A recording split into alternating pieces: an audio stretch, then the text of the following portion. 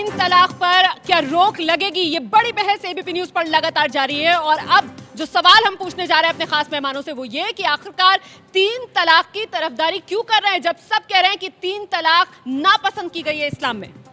देखिए, एक चीज़ मैं आपको बता दूं, एक तो दीन जो है दीन फितरत है, जो कुरान है, हदीस है, फ़िक़ा है, ये दीन है। कुछ लोग कुरान को दीन समझकर जो है हदीस और फ़िक़ा को छोड़ देते हैं, कुछ लोग हदीस को दीन समझकर कुरान और फ़िक़ा को छोड़ देते हैं। ये तीनों चीज़ मिलकर दीन बनता है। ये प्रथा नहीं है, ये एक वो कानून है जो कानून फितरत है, जो अल्लाह ने हमें बताया है रसूल के ज़रिए से। इसको हम चेंज कर ही नहीं सकते। दूसरे ये है, 1937 में कोई इस्लामी कानून नहीं बना। इस्लामी कानून 1400 साल पहले बना था, नबी पाक सल्लल्लाहु अलैहि वसल्लम की ज़िंदगी में जब कुरान नाजिल हुआ, आयत बायत वो वही दीन है। उसके बाद में अगर कोई अमेंडमेंट किसी तरह का कोई किया है किसी ने, भारत में तो शरिया एक्ट है ना जो अभी भी चला रहा है, जिसमें कोई बदलाव ही नहीं नहीं, भारत में कोई शरिया एक्ट नहीं है। भारत में कोई शरिया एक्ट नहीं है। भारत में शरिया एक्ट, भारतीय कानून के बारे में आप जानिए, है ऐसा है जी। रुमाना, मैं तीन सवाल इन लोगों से पूछना चाहती हूँ। तीन सवाल पूछना चाहती हूँ आप लोगों के लिए। यहाँ पर जरा इधर देखिए रशीदी साहब, मैं तीन सवाल पूछना चाहती हूँ। पहला सवाल, आप लोग बार बार कह रहे हैं कि तीन तलाक हराम है। जो चीज़ हराम है वो वैलिड कैसे हो गई? और अगर हिंदुस्तान में आप उसकी वैलिडिटी कह रहे हैं और जो बाकी 22 मुल्क हैं जो अहले कुरान हैं, अहले हदीस हैं, अगर उन्होंने ट्रिपल तलाक पे बैन लगाया है तो क्या वो गैर इस्लामी कदम है और क्या आप ही सिर्फ इस्लामी कदम उठा रहे हैं? दूसरी चीज़, तीसरी चीज़ जो इन्होंने अभी कही कि वो औरत 15 साल तक जुल्म सहती रही मगर उसने पुलिस में जाकर कंप्लेन क्यों नहीं करी। हिंदू औरत चली जाती है थाने में कंप्लेन करने के लिए, सिख औरत चली जाती है थाने में कंप्लेन करने के लिए, मुसलमान औरत नहीं जाती क्योंकि उससे सुबह दोपहर शाम कहा जाता है तुमने आंख उठाई तुम्हें तलाक दे दूंगा। ये जो तलाक किया आपने, तलवार लटा रखी है, इसलिए औरत नहीं जाती।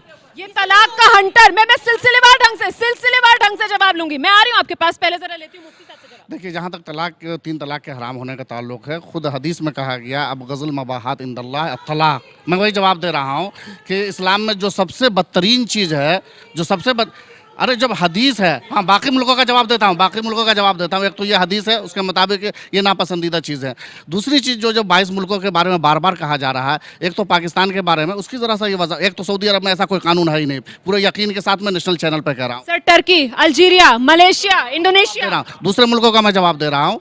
दूसरे मुल्क का यह है कि पाकिस्तान वगैरह का जैसे इन्होंने हवाला दिया है, वहाँ वो शादी जो कोर्ट के ज़रिए से होती है उसका ब्रेकअप भी कोर्ट ही के ज़रिए से, नोटिस के ज़रिए से होता है। और जो शादी इमाम और काजी के ज़रिए से होती है, पर्सनल लॉ के ताल्लुक से होती है, वो शादी इसी तरीके से होता है। दूसरे मुल्कों का भी मैं जवाब देता हूँ, सबका मैंने स्टडी किया है और उसके बाद मैं जवाब दे रहा हूँ हवाले के साथ। आप बहुत आलिम फाजिल है। मेरा छोटा सा सवाल कि इस्लाम में अगर शादी एक कॉन्ट्रैक्ट है तो फिर वो कॉन्ट्रैक्ट एक झटके में खत्म कैसे हो सकता है? क्यों नोटिस पीरियड नहीं दिया जाए उसमें? क्यों मुस्लिम महिला के साथ ये खिलवाड़ किया जा रहा है? इन तमाम सवालों के साथ मैं लौटूंगी, इन तमाम सवालों के साथ छोटा सा ब्रेक, फौरन लौट रहे हैं।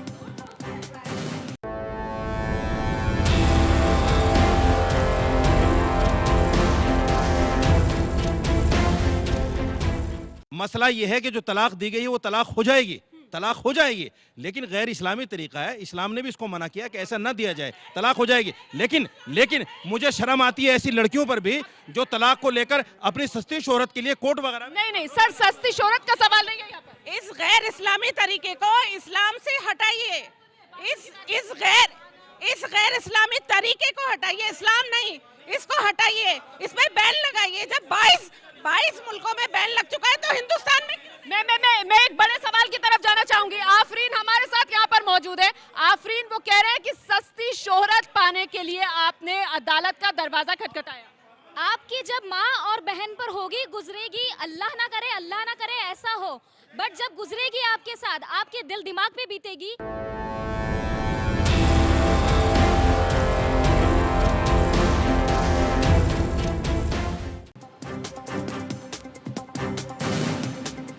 एबीपी न्यूज पर जारी है ये बड़ी बहस, तलाक, एक झटके में तीन तलाक। आखिर क्या इस पर रोक लगेगी? आइए जल्दी से इस विवाद से जुड़े बड़ी बातों को जानने के लिए अखिलेश का रुख करते हैं। अखिलेश, बिल्कुल, जो ये बड़ी बहस हो रही है इससे जुड़ी बड़ी बातें क्या है उस पर एक नजर डालिए। पूरा मसला है क्या, उसे समझने का प्रयास कीजिए। सायरा बानो और आफरीन ने सुप्रीम कोर्ट में अर्जी दी है जिसको लेकर ये चर्चा हो रही है।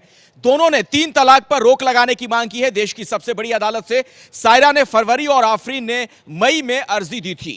आपको बताएं कि मुस्लिम पर्सनल लॉ एप्लीकेशन कानून 1937 का प्रावधान 3 तलाक का जो ये विवाद है, 3 बार तलाक कहकर शादी तोड़ने का प्रावधान है, जिसे लेकर चर्चा हो रही है कि क्या ये सही है, क्या है सायरा और आफरीन का ये पूरा मामला, उसे भी समझिए जरा। उत्तराखंड के काशीपुर की रहने वाली हैं सायरा बानो। इसके अलावा साल 2002 में जो उनकी शादी हुई थी, पति ने 2015 में उन्हें तलाक दिया। राजस्थान के जयपुर की रहने वाली हैं आफरीन। इनके साथ क्या हुआ वो भी देखिए। आफरीन की शादी 2014 में मध्य प्रदेश के इंदौर में हुई। उसके बाद पति ने साल भर के अंदर आफरीन को 3 बार तलाक कहकर तलाक दे दिया। आफरीन को कागज पर लिखकर स्पीड पोस्ट के जरिए यह तलाक भेजा गया। आपको बताएं कि सायरा और आफरीन ने संवैधानिक अधिकारों का हवाला दिया है। सुप्रीम कोर्ट में जो बातें उन्होंने कही कि समानता और सम्मान के साथ जीने के अधिकार के खिलाफ है यह तलाक। मर्दों को 3 तलाक का हक, महिलाओं से गैर बराबरी, यह बात भी अर्जी में है। इस बात का भी जिक्र किया गया है। मुस्लिम मर्दों को 4 शादी की इजाजत भी गैर संवैधानिक है, यानी यह संविधान के खिलाफ है। सायरा बानो ने निकाह हलाला प्रावधान के खिलाफ भी अर्जी दी है। उन्होंने इस बात का भी जिक्र किया है, तलाक के बाद पति से फौरन दोबारा शादी पर रोक का प्रावधान। तो क्या है सायरा और आफरीन का यह पूरा मामला? दूसरी शादी और तलाक के बाद ही पूर्व पति से शादी की इजाजत। चिट्ठी के जरिए 3 तलाक देना क्रूरता और नाइंसाफी है, यह कहना है आफरीन का। इस पर रोक लगे। महिलाओं के अधिकार और इच्छाओं की अनदेखी आखिर क्यों की गई है? एक मुश्त मेहर की रकम और नियमित गुजारा भत्ता मिले, यह मांग भी की गई है आफरीन की तरफ से। क्या कहता है इस पूरे मामले में संविधान और कोर्ट? एक नजर उस पर भी डालिए कि आखिर वहां पर क्या बातें हैं। संविधान के अनुच्छेद 14 और 15 समानता के अधिकारों का उल्लेख करता है। धर्म, भाषा या लिंग के आधार पर भेदभाव पर रोक की बात है। यहां पर संविधान का अनुच्छेद 21 देता है सम्मान के साथ जीने का अधिकार, यानी देश के हर नागरिक को सम्मान के साथ जीने का अधिकार है। संविधान के अनुच्छेद 14, 15 और 21 के खिलाफ है 3 तलाक का यह प्रावधान, जिसको लेकर आज बड़ी बहस हो रही है। 3 तलाक को गैर कानूनी करार दें, मुस्लिम महिला संगठनों का कहना है। मुस्लिम महिलाओं की बराबरी के हक को लेकर सुप्रीम कोर्ट यानी देश की सबसे बड़ी अदालत भी अब चिंतित है। सुप्रीम कोर्ट ने खुद संज्ञान लेकर मामले की सुनवाई शुरू की है। इस मामले की सुनवाई सुप्रीम कोर्ट में जारी है। मुस्लिम पर्सनल लॉ बोर्ड, केंद्र और ससुराल पक्ष को नोटिस भेजा गया है, उनसे जवाब मांगा गया है सुप्रीम कोर्ट की तरफ से। मुस्लिम पर्सनल लॉ बोर्ड से 6 हफ्ते में रुख साफ करने को कहा गया है कि 6 हफ्ते में वो अपनी स्थिति बताएं, स्टैंड क्लियर करें। 3 तलाक मामले में सुप्रीम कोर्ट में अगली सुनवाई अब जुलाई में है और ऐसे में यह देखना बहुत अहम हो जाता है कि आखिर जुलाई में क्या होगा। रोमाना, तो देखिए, समझना इस बात को होगा कि छटपटा रही है मुस्लिम महिला इस नाइंसाफी से, क्योंकि तलाक दी जा रही है, एक झटके में 3 तलाक दी जा रही है। और किस तरीके से दी जा रही है?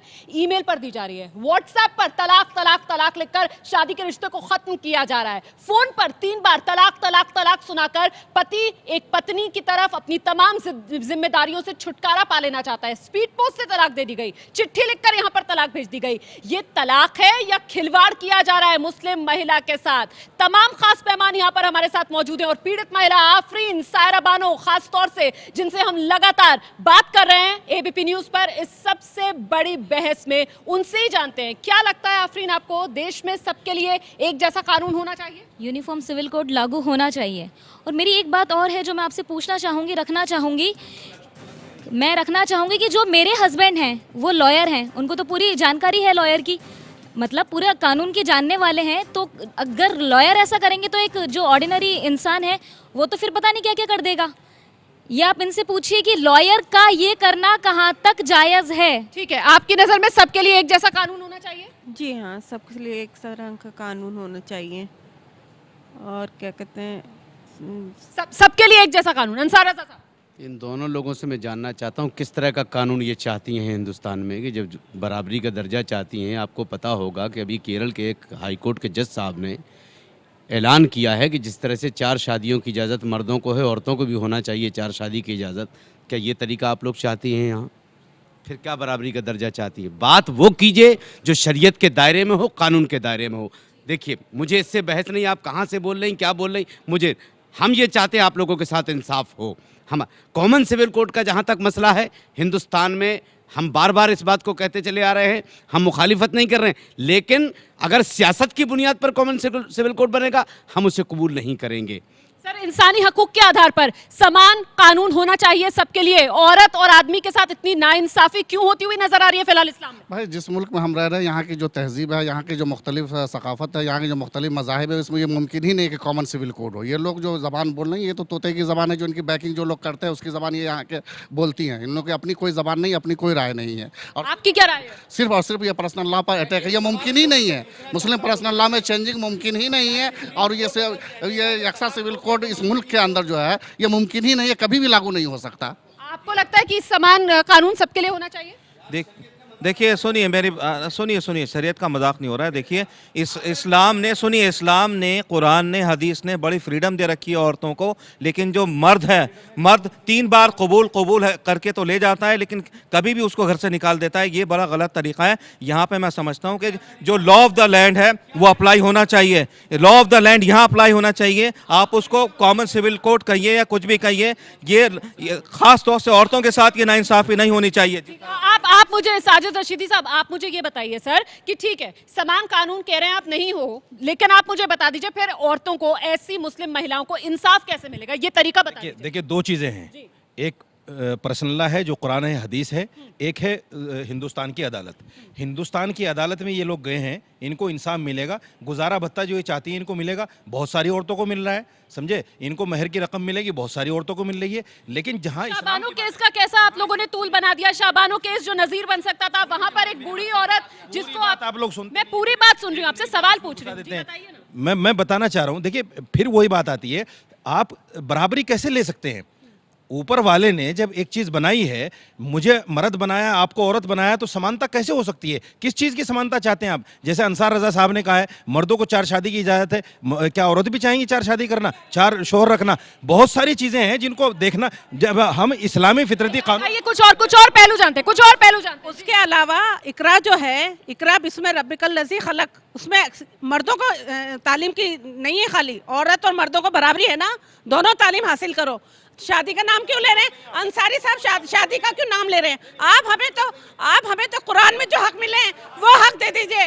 सूरह निसा की नहीं, आप गलत मत करिए। आप लड़की के नसीम साहब की बात सुन लीजिए। गलत, आप जो हमें कुरान में हक मिले वो दे दीजिए। आप सारे मौलाना लोग मिलकर हमारे कुरान के हक हमें दे दीजिए, और आप 4 शादी की उंगली नहीं उठाएंगे लड़की के ऊपर। एक जैसा कानून uniform civil code, uniform code और कॉमन कोड में बहुत फर्क है। कॉमन कोड पॉसिबल है ही नहीं, और ना ही अभी कॉमन कोड है हमारे पास। एक रजा साहब, आप कॉमन कोड कह रहे थे, कॉमन कोड की यहाँ बात नहीं हो रही है, नहीं, यहाँ यूनिफॉर्म सिविल कोड की बात हो रही है। आप जरा समझ लीजिए इस बात को, फर्क समझिए। कॉमन सिविल कोड और यूनिफॉर्म सिविल कोड में बहुत फर्क है। कॉमन सिविल कोड एक ऐसा कोड होगा जिससे कि सारे के सारे फैमिली मैटर्स और सारे के सारे शादी के मसले हल होंगे। वो हो ही नहीं सकता।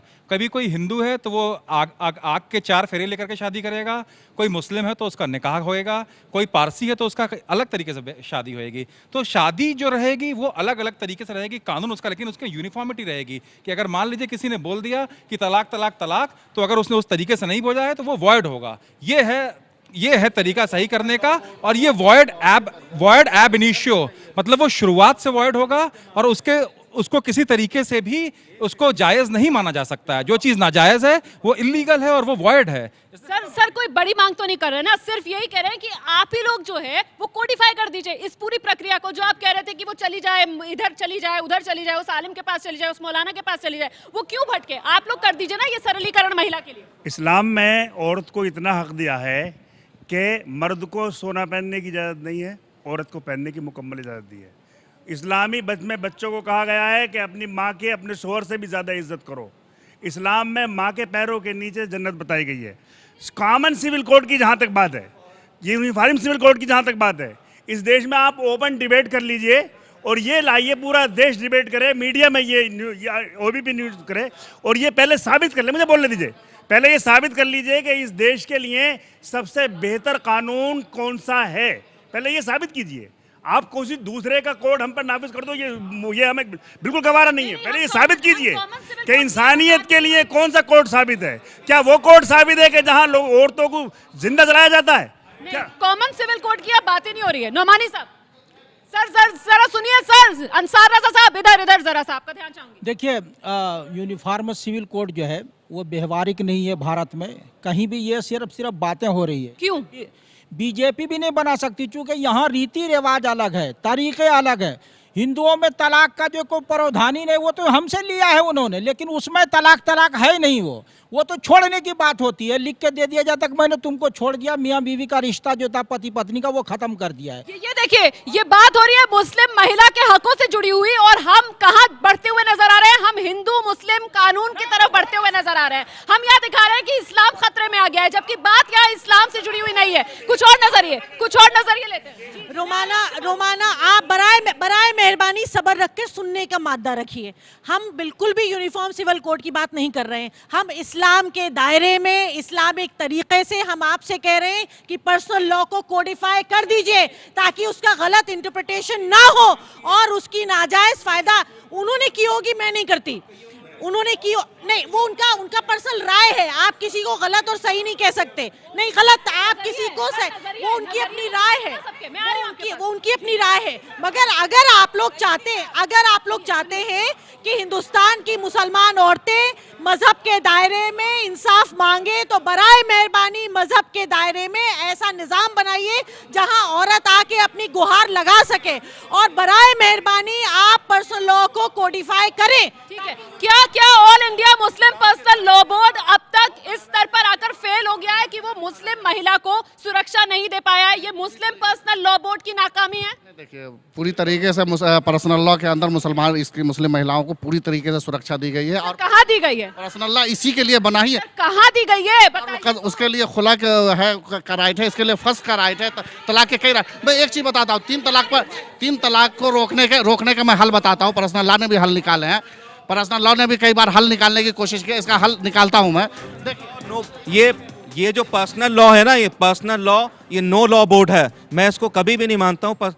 कम से देखिए, जब मुजाहिदुल इस्लाम कासमी साहब जो प्रेसिडेंट थे इसके, उन्होंने ट्रिपल तलाक की ऑपोजिशन की थी, एक सिटिंग में ट्रिपल तलाक की ऑपोजिशन की थी, तो तब आप लोगों ने क्यों? आप सब देखिए, सुनिए आप। मैं अगले सवाल की तरफ बढ़ती हूँ।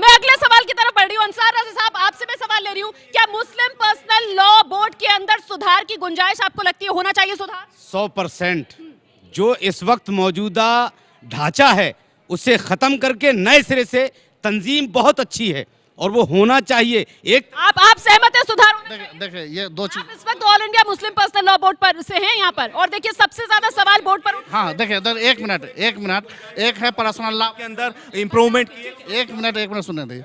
एक है पर्सनल लॉ बोर्ड और एक है पर्सनल लॉ। बोर्ड है जाए तो जाहिर है बोर्ड एक ऑर्गेनाइजेशनल ढांचा है। तो बोर्ड में बदलाव कर दीजिए। बोर्ड में अरे कोई भी आ जाएगा बोर्ड में, चाहे आज हम है, कल वो है, परसों वो, कोई भी आ जाएगा। इसका कोई मतलब ये कि कोई उसके अंदर पर्सनल लॉ में।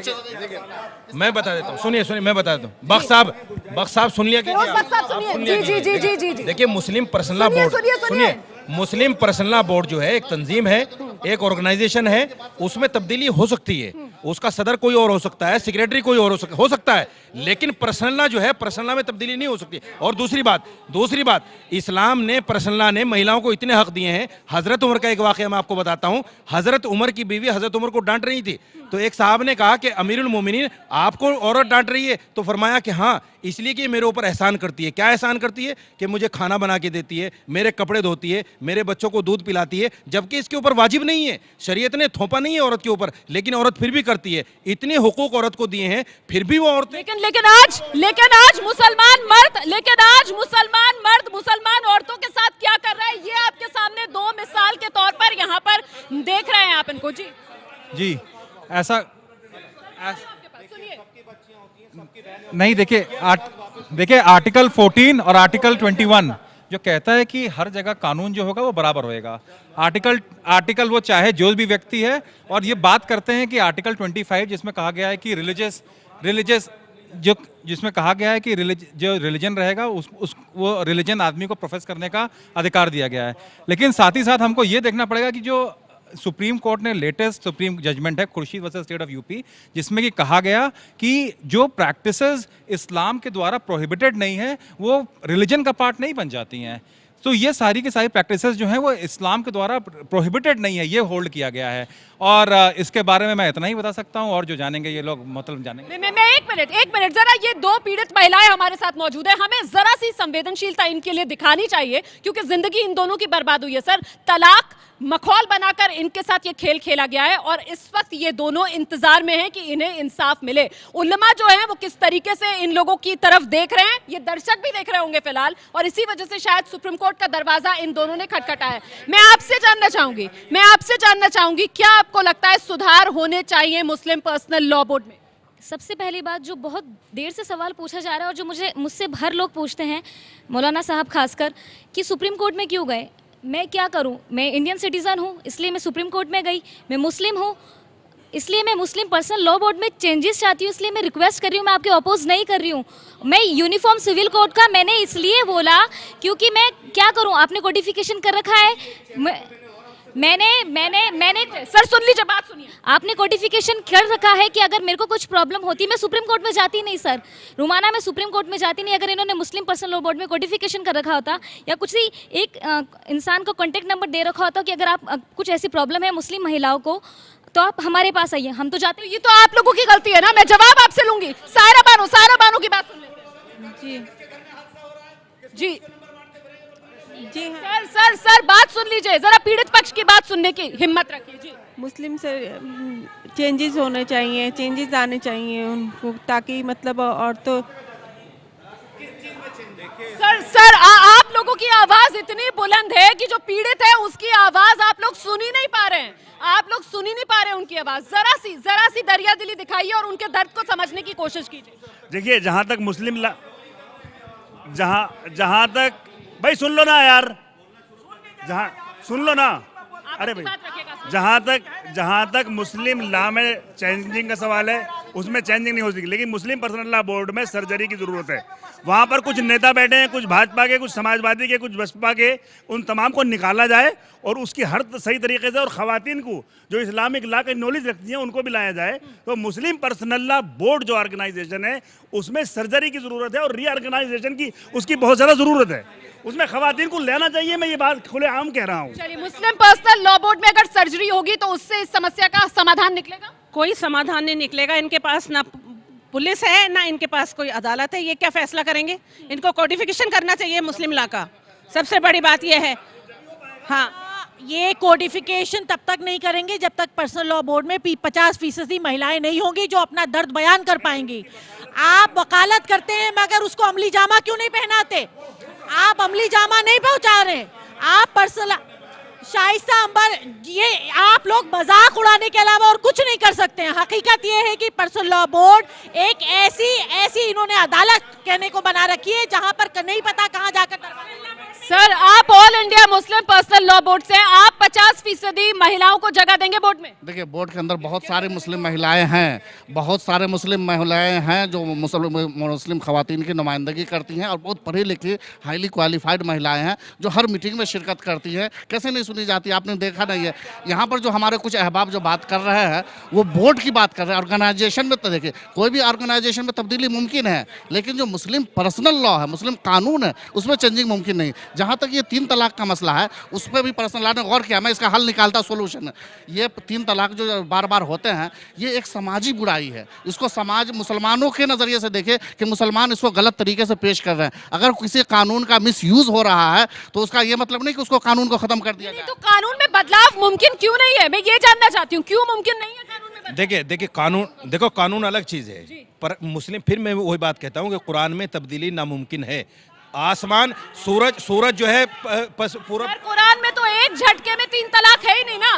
कुरान में एक झटके में 3 तलाक है ही नहीं। निकाह भी एक झटके में होता है। कुरान में एक झटके में 3 तलाक नहीं है, सूरह तलाक में ऐसा नहीं है। मैं बताता, कुरान ने जो प्रोसेस बताया है वो प्रोसेस, उस प्रोसेस को फॉलो करने की जरूरत है। अगर कोई मुसलमान उस प्रोसेस को फॉलो नहीं करता है तो इसमें कुरान की कोई गलती नहीं है, हदीस की कोई गलती नहीं, फिक़ह कोई, वो मेरा किरदार है। अगर मैं गलत कर रहा हूं तो पनिशमेंट मुझे मिलना चाहिए। उसमें पर्सनल लॉ को कोडिफाई करने में क्या दिक्कत है? क्यों कोडिफाई नहीं कर सकते उसको? देखिए, वो कमी जो है वो बहुत से लोग समझते नहीं है। हमारे कमी है, आप समझ रहे हैं? नहीं, वो जो है जो शक्ति लागू है वो नहीं है हमारे पास। वो जब तक काजी एक्ट नहीं बन जाएगा पार्लियामेंट से और काजी को अख्तियार अधिकार नहीं मिलेगा कार्रवाई करने का, तब तक ये मसला हल नहीं होगा। आज़ादी से पहले, आज़ादी के बाद बिल जो है वो पेश किया गया पार्लियामेंट में, लेकिन इन सियासी पार्टियों ने ये देखा कहीं लोग इस्लाम और कानून के बारे में जागरूक नहीं हो जाए, उधर न बढ़ जाए, बिल जो है मंजूर नहीं होने दिया। सर, आप अपने अधिकारों के इंतजार में इन मुस्लिम महिलाओं को उनके अधिकारों से वंचित क्यों कर रहे हैं? ये बड़ा सवाल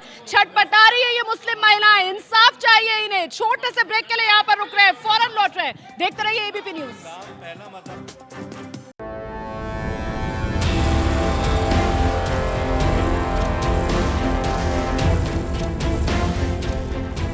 मुस्लिम महिला कहीं भी बेआसरा नहीं है। इनको विरासत का दिया गया है इनके फादर की जायदाद में, वो सब एक अलग इशू है और बहुत सारे हुकूक इनको दिए गए हैं। और जितने इस्लाम को हुकूक दिए गए हैं, सुप्रीम कोर्ट में जाने का जहाँ तक खर्चा है, वो हुकूक कहाँ मिलते हैं खुदा के लिए बता दीजिए। वो हुकूक बताइए कहाँ मिलते हैं।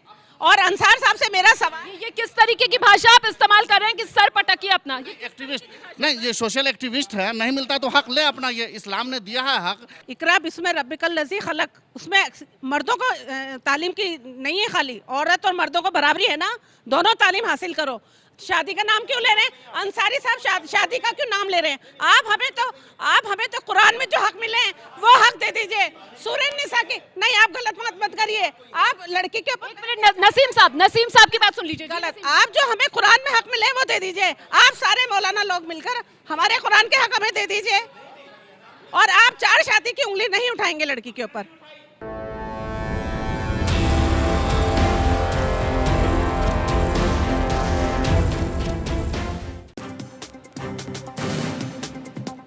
तलाक तलाक तलाक, एक झटके में 3 तलाक, रोक लगेगी क्या? पिछले 1.5 घंटे से इसी बड़े सवाल पर हम बड़ी बहस कर रहे हैं। और वो 2 मुस्लिम महिलाएं, एक को स्पीड पोस्ट के जरिए, दूसरी को चिट्ठी भेजकर तलाक दे दी गई। फरमान उनके पति ने सुना दिया कि आज से मैं तुम्हें त्यागता हूं। आफरीन, सायरा बानो दोनों इस वक्त एबीपी न्यूज रूम में हमारे साथ मौजूद है। दोनों पीड़िताएं अपना दर्द आपके सामने रख रही हैं। फिलहाल इस विवाद से जुड़ी बड़ी बातों के लिए एक बार फिर से रुख करेंगे अखिलेश का। बिल्कुल रोमाना, अपने दर्शकों को एक बार फिर से बताते हैं कि आखिर बड़ी बातें क्या है जिस मसले पर आज ये चर्चा हो रही है, बड़ी बहस हो रही है। एक नजर डालिए 3 तलाक का ये पूरा विवाद क्या है। सायरा बानो और आफरीन ने सुप्रीम कोर्ट में अर्जी दी है। अर्जी में क्या बातें हैं? दोनों ने 3 तलाक पर रोक लगाने की मांग की है। सायरा ने फरवरी में और आफरीन ने मई में यह अर्जी दी थी, जिसमें इन बातों का जिक्र किया गया है। मुस्लिम पर्सनल लॉ एप्लीकेशन कानून 1937 का जो प्रावधान है उसको लेकर यह बात कही गई है। 3 बार तलाक कहकर शादी तोड़ने का यह प्रावधान। 3 तलाक का यह पूरा विवाद क्या है, जरा इसे समझने का प्रयास कीजिए। क्या है सायरा और आफरीन का यह मामला, वो जरा आपको हम बताते हैं। उत्तराखंड के काशीपुर की रहने वाली हैं सायरा बानो। साल 2002 में इनकी शादी हुई, पति ने 2015 में तलाक दिया। राजस्थान के जयपुर की रहने वाली हैं आफरीन। इनके साथ क्या हुआ वो जरा देखिए। आफरीन की शादी 2014 में हुई, मध्य प्रदेश के इंदौर में शादी इनकी हुई थी। पति ने साल भर के अंदर आफरीन को 3 तलाक कहकर तलाक दे दिया, जिसे लेकर यह विवाद है। आफरीन को कागज पर लिखकर स्पीड पोस्ट के जरिए यह तलाक भेजा गया। सायरा और आफरीन ने संवैधानिक अधिकारों का हवाला देते हुए देश की जो सबसे बड़ी अदालत है वहां पर दरवाजा खटखटाया है। समानता और सम्मान के साथ जीने के अधिकार के खिलाफ है यह तलाक का जो प्रावधान है। मर्दों को 3 तलाक का हक, महिलाओं से गैर का बराबरी है, इस बात का भी उल्लेख किया गया है इस अर्जी में। मुस्लिम मर्दों को 4 शादी की इजाजत भी गैर संवैधानिक है, संविधान इस बात की इजाजत नहीं देता। सायरा बानो ने निकाह हलाला प्रावधान के खिलाफ भी अर्जी दी थी। यह क्या है वो भी हम आपको बताएंगे। तलाक के बाद पति से फौरन दोबारा शादी पर रोक का प्रावधान। क्या है सायरा आफरीन का मामला, आप ये देख रहे हैं। दूसरी शादी और तलाक के बाद ही पूर्व पति से शादी की इजाजत, इसे लेकर भी विवाद है। चिट्ठी के जरिए 3 तलाक देना क्रूरता और नाइंसाफी है, यह कहना है आफरीन का। महिलाओं के अधिकार और इच्छाओं की अनदेखी आखिर क्यों की गई, यह भी सवाल पूछा है आफरीन ने अपनी अर्जी में। एक मुश्त मेहर की रकम और नियमित गुजारा भत्ता मिले, यह मांग भी की गई है आफरीन की तरफ से। रोमाना, जी, और देखिए तमाम खास मेहमान यहाँ पर हमारे साथ मौजूद है। जमीयत की तरफ से नौमानी साहब हमारे साथ मौजूद है और ये मेरे हाथ में वो चिट्ठी है जो स्पीड पोस्ट के जरिए आफरीन को भेजी गई और तलाक इसके जरिए सुना दी आफरीन के पति ने आफरीन को, जिसके खिलाफ आफरीन ने सुप्रीम कोर्ट का दरवाजा खटखटाया है। नौमानी साहब ये कह रहे हैं कि ये तो तलाक हुई नहीं। नौमानी साहब देखिए, अगर वो आदमी जबानी तौर पे जो है इकरार नहीं करता है और गवाह मौजूद नहीं है, तो ये जो चिट्ठी भेज के करती है स्पीड पोस्ट से, किसी से वो तलाक नहीं होती है। तमाम जो है फ़िक़्ह की किताब में यही लिखा हुआ है। किसने कह दिया कि जो ऐसे लिख के भेज दिया और तलाक हो जाएगी? हो सकता है दूसरे आदमी ने भेज दिया। उस आदमी का इकरार करना, कहना जो है ज़रूरी है कि हमने तलाक दी है, तो चाहे चिट्ठी के ही जरिए दे। देखिए ये बात सच्ची है, ये बात बिल्कुल सच्ची है। जब तक लेटर लिखने वाला इस बात को कंफर्म ना कर दे कि ये लेटर उसी ने लिखा है, तब तलाक होगी। ऐसे नहीं होगा किसी का लेटर। अब सवाल ये, वही मैं कह रहा हूँ कि इस डिबेट में वो लड़का क्यों नहीं है? क्या उससे कंफर्मेशन लिया गया? ये बायस डिबेट है। वो लेटर लिखने वाला तो अपनी पत्नी से बात तक नहीं कर रहा है ना, उसे डिबेट में हम कहां से बुलाकर यहाँ पर लेकर आए। शमीना जी हमारे साथ मौजूद है। शमीना जी, क्या लग रहा है आपको, क्या इस्लाम में महिलाओं को बराबरी का हक नहीं है? मैं आपको बताऊं, इस्लाम में महिलाओं को बराबरी का हक है।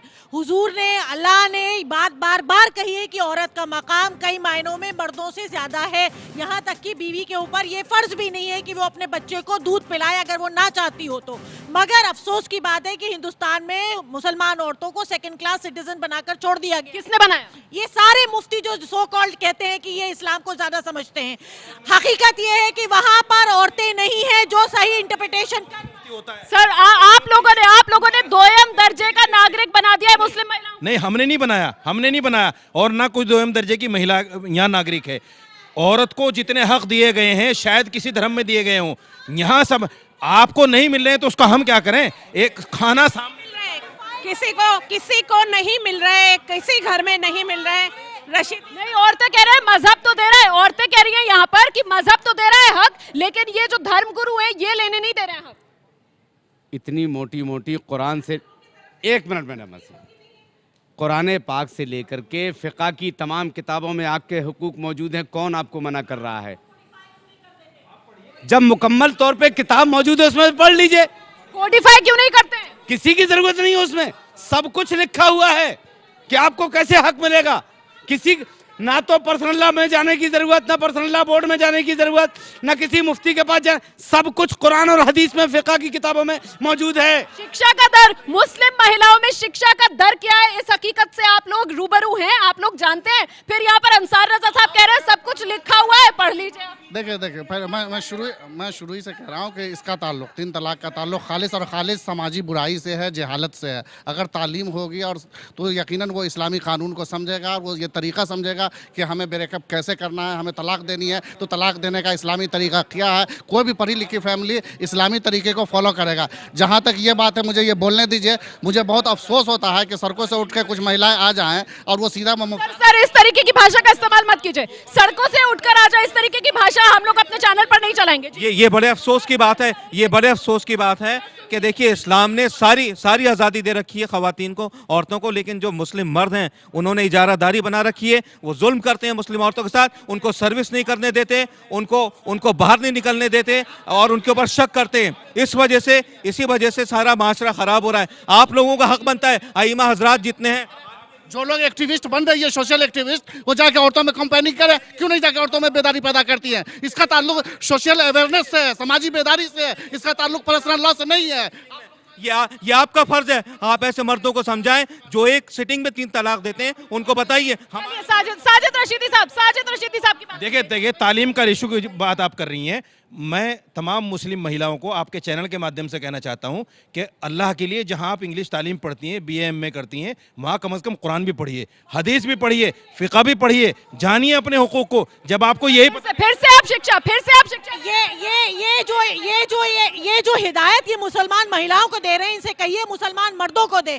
कुरान पाक वो पढ़ते हैं अरबी में, जिसका एक हर्फ नहीं समझते, ज्यादातर लोग मिस इंटरप्रेट करते हैं और औरत उसका शिकार होती है। इसीलिए बार बार कहा जा रहा है कि जो भी अहले हदीस है, अहले कुरान है, उसको लिख दीजिए, बराए मेहरबानी कोडिफाई कर दीजिए, ताकि चाहे कोई गांव में रहने वाला हो या शहर में रहने वाला हो, वो उसको सही तरीके से सही कॉन्टेक्स्ट में समझ के औरत को मैं इन सब स्कॉलर से कहना चाहती हूँ कि आप अपनी मस्जिद की तकरीरों में अपने कोई प्रोग्राम, अवेयरनेस प्रोग्राम क्यों नहीं करते? औरतों के हक क्यों नहीं बताते? मर्दों को क्यों नहीं रोकते? क्यों नहीं पढ़ाई लिखाई और कोडिफिकेशन की क्यों बात नहीं करते? उनको आइए जरा पीड़ित लड़की आफरीन की बात सुनते हैं। पीड़ित क्या कह रही है, जरा उसकी बात भी सुनिए। ये जो सवाल उठ रहे हैं कि एजुकेशन देनी चाहिए, मेरे पति को तो पूरी एजुकेशन थी, मैं भी एमबीए हूँ, 28 साल की हूँ। वो जो पढ़ा लिखा वकील है उसने मेरे साथ क्या करा, उसने मुझे तलाक दे दिया। मेरी एमबीए कहाँ गई पढ़ने के बाद? मैंने कुरान पढ़ा हुआ है, उसने कुरान पढ़ा हुआ है। हमारी एजुकेशन, हमारा कुरान का क्वालिफिकेशन कहाँ गया तलाक देने के बाद? दोनों का किसी काम नहीं आया। आदमियों को समझाने की बात है कि मिसयूज मत करिए इस्लाम को, उस आदमी की समझाने की बात है जो जिस तरह से डिसएडवांटेज उठाया जा रहा है इस्लाम रिलीजन का, उन आदमियों को समझाने की जरूरत है। आप इस पे एक बड़ा सा कुछ दीजिए कि आप उन सवाल तो यही है ना, मजहब की आड़ में महिलाओं का, मुस्लिम महिलाओं का शोषण हो रहा है मजहब की आड़ में। रोमाना जी, मजहब की आड़ में कहीं किसी के साथ जुल्म नहीं हो रहा। एक बात मैं आपको बता दूं, इस्लाम ने जिस तारीख से जन्म लिया था उस तारीख से इस्लाम ने ही इसी हिंदुस्तान में, जब इस्लामी कानून नहीं लागू हुआ लेकिन इस्लाम को पढ़ा लोगों ने, तो बेवा को लोग सलाम करने लगे हैं। वरना यही हिंदुस्तान है कि बेवा औरत को देख करके लोग घर वापस चले जाते थे कि हमारा काम बिगड़ जाएगा। लेकिन इस्लाम ने बेवा औरत को वो अहमियत दी है। इस्लाम से ज्यादा औरत को कौन है हमें? लेकिन आज क्या हाल है? आज तो इस्लाम के अंदर मुस्लिम महिला की जो दुर्दशा है उसकी तरफ तो आंख खोलिए ना आप लोग। जो ग्लोरियस इतिहास है उसे तो गिना रहे हैं आप, लेकिन आज इस्लाम को किस हालत में पहुंचा दिया है कि इसके लिए क्या मुस्लिम मर्द जिम्मेदार नहीं है? ये दो वाक़े हैं जो आपके सामने अगर आ गए हैं, अगर दूसरे मज़ाहिब में अनगिनत आंकड़े हैं सर, अनगिनत। मैंने पहले ही कहा कि हमारे पर्सनल लॉ बोर्ड में इस्लाह मुआशरा का बाज़ाब्ता डिपार्टमेंट कायम है और वहाँ से हज़ारों लिटरेचर बीसीओ लैंग्वेज में शाये किए जाते हैं कि किस तरीके से निकाह करना चाहिए, किस तरीके से तलाक देनी चाहिए। 3 तलाक की बुराई के लिए बेदारी पैदा की जाती है। ज़रूरत इस बात की है कि समाज में बेदारी पैदा की जाए, ये 3 तलाक के खिलाफ जो मुहिम चलाई जाए। इसका ये मतलब नहीं है कि 3 तलाक कौन चलाएगा ये मुहिम? आप लोग कह रहे हैं कि गलत है 3 तलाक एक झटके में देना, इसके खिलाफ मुहिम चलानी चाहिए, लेकिन आखिरकार कौन चलाएगा ये मुहिम? कौन जिम्मेदारी लेगा? मुस्लिम महिला को उसका अधिकार कैसे मिलेगा? इंसाफ कैसे मिलेगा? छोटा सा ब्रेक, फौरन लौट रहे हैं।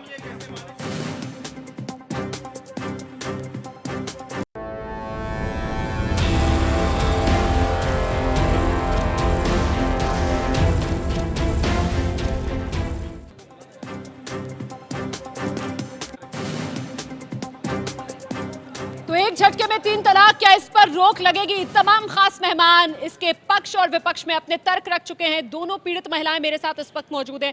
आफरीन, आपने ये पूरी बहस सुनी, यहाँ पर आपको उम्मीद क्या बनती हुई नजर आ रही है? मुस्लिम धर्म गुरुओं से, मुस्लिम उलमाओं से, या सिर्फ और सिर्फ अदालत से ही अब आपको उम्मीद है? मुझे जहाँ तक अभी जितना मैंने आर्ग्यूमेंट सुनी, मुझे भी उम्मीद नहीं नज़र आ रही है। कुछ अच्छा भी बोले, किसी ने कैरेक्टर की खिलाफ उंगली भी उठाई, तो मैं उम्मीद कैसे कर लूँ? इसलिए मैं सुप्रीम कोर्ट से ही ज़्यादा मैं उन पे होप करती हूँ। और इनसे भी मैं रिक्वेस्ट करूँगी, क्यों नहीं सुप्रीम कोर्ट और आप मुस्लिम पर्सन लोग बैठ के एक पीसफुल कॉन्वर्सेशन करें, हालात में सुधार करें मुस्लिम महिलाओं की। कुछ तो करिए प्लीज़, कुछ तो करिए आने वाले लोगों के लिए। जी सायरा बानो। जी सुप्रीम कोर्ट से ज़्यादा उम्मीद है हमें। सर शर्म आ रही है आपको? शर्म आ रही है आपको? ये मुस्लिम महिलाएं हैं, आपसे इनको उम्मीद होनी चाहिए थी, लेकिन आप लोगों से इन्हें कोई उम्मीद नहीं है। सिर्फ और सिर्फ अदालत से उम्मीद, अदालत का ही दरवाजा इन्होंने खटखटाया है और आप लोग ठेकेदार बनकर बैठ जाते हैं all India Muslim personal law board के। चूंकि इसी मेंटेलिटी के तहत वो यहाँ आई हैं, इसी मेंटेलिटी के तहत आगे काम कर रही हैं, इसी मेंटेलिटी के तहत वो वहाँ कोर्ट में गई हैं। मैं कहता हूँ कि अगर कोर्ट में आपके तलाक को अनवैलिड करार दिया जाए तो आप क्या करेंगे? आप इनसे पूछिए। मसला इनका नहीं है सर, मसला इनका नहीं है, इनसे आगे बढ़ जाइए। 3 तलाक के मुद्दे पर क्या रोक लगेगी? हो सकता है ये गलत सर, इनके मसले से आगे बुलवाइए। देखिए, हम नहीं मानते, दोनों तरफी बात सुनकर ही पता चलता है अच्छा कौन है, सच्चा कौन है। ये एक तरफी बात है, ये अपनी तारीफ कर रही हैं। हो सकता है इनकी गलती हो, आप नहीं। मुझे इनकी बात पे आपत्ति है कि हो सकता है गलत हैं। आप कैसे मान सकते हैं? बिल्कुल गलत बात। आप अपने अल्फाज वापस लिए। आपने जो कहा है कि सस्ती शोहरत और 10 लाख जहेज। वक्त मेरे पास इतना इतना ही है, वक्त मेरे पास इतना ही है। इस बहस को हम यहीं खत्म करना चाहेंगे, लेकिन एक सवाल के साथ मैं आपको छोड़कर जाना चाहूंगी, और वो सवाल ये कि जब 4 शादियां मुस्लिम पुरुष के लिए जायज क्यों, इसकी बात की जाती है तो तर्क दिया जाता है कि एक महिला को बेबस, बेसहारा, बेआसरा ना छोड़ा जाए, इस वजह से पुरुष को यह हक दिया गया है कि वो 4-4 शादियां कर ले। ऐसे में जब नौबत तलाक देने की आती है तो फिर मुस्लिम पुरुष का ये नजरिया क्यों बदल जाता है, सोचिएगा जरूर। बड़ी बहस देख रहे थे आप, छोटा सा ब्रेक, फौरन लौट रहे हैं एबीपी न्यूज पर कुछ और खबरों के साथ।